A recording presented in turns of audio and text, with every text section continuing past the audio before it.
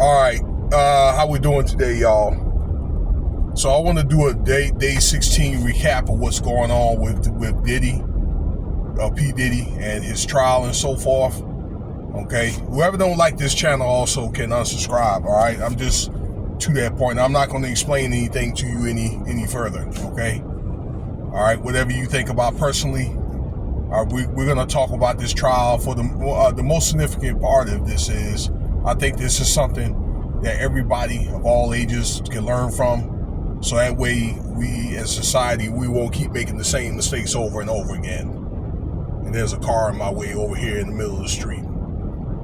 So a couple of things about Diddy's, his personal assistants and things like that, financial advisors.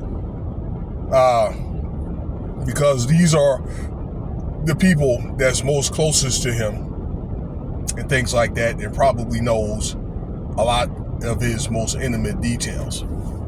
Okay, and he's had quite a few work for him. So I want to talk about this girl, KK. All right, I think she's been very, very popular in this case or whatever. Okay, now KK was an administrative assistant and things like that, kind of like his Diddy's right hand lady. Okay, to kind of be like his second.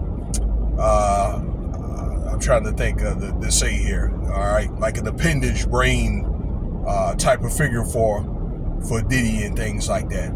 Okay, I don't know. It's one of the things where Diddy's smart. I try to tell people that you got to have some white folks to help you out with your business, particularly like Jewish. Khorham, that sounds like a Jewish or Polish name.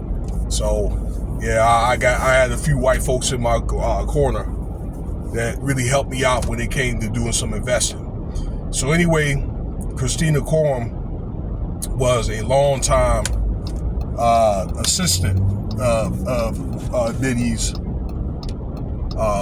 some of his personal, but mainly his business affairs and things like that. Okay, took care of a lot of his business transactions. Once again, the third wheel probably between Diddy's, his business people, and then him. Okay,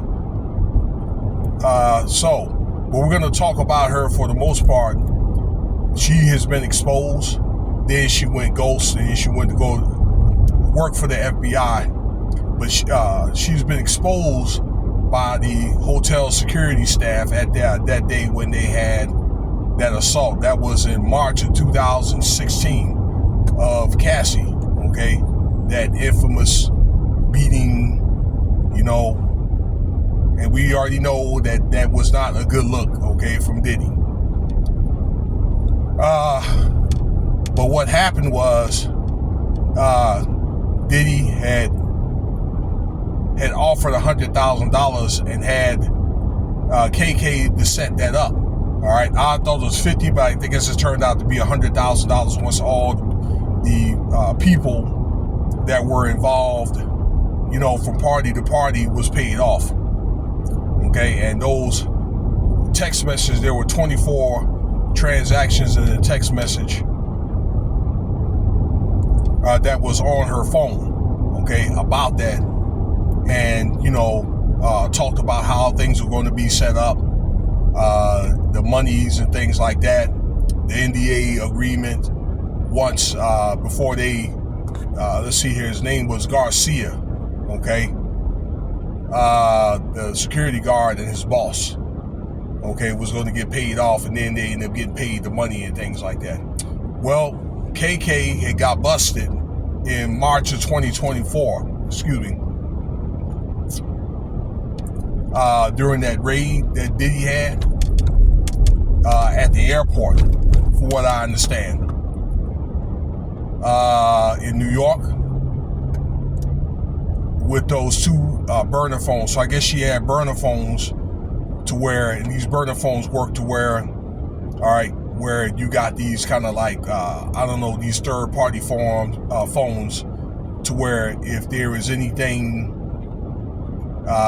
illegal, if there were to be, or confidential that they don't want, let's say, law enforcement to track, that wouldn't be tracked or whatever, okay? Which says right there that something is potentially, you know, could be going on right there.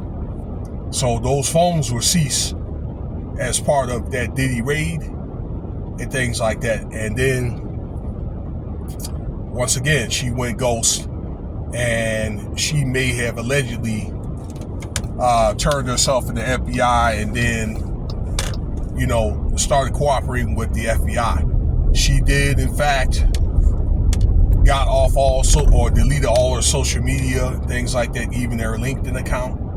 Okay, because I guess she didn't want to be found to be questioned and things like that. Okay, so which tells me, like I say, all these people that work for Diddy, all right, that flipped on Diddy. Okay, because they didn't really want to sit here and do no life sentence as part of there's no RICO for a lot of the stupid stuff that Diddy's done. Okay, stuff that he done like 30 years ago, he's still doing. You know, he was up to like he got busted last year. Same old stuff. Okay. So once again, this Brian Flores guy, his name was Brian Flores, had a bunch of aliases and that kind of thing. Okay, and where they had interacted and things like that, and they wanted to make sure even after he got paid, they wanted to keep tabs on him to make sure that they didn't want him to say anything, and they were willing to give him a little bit of help to a fault.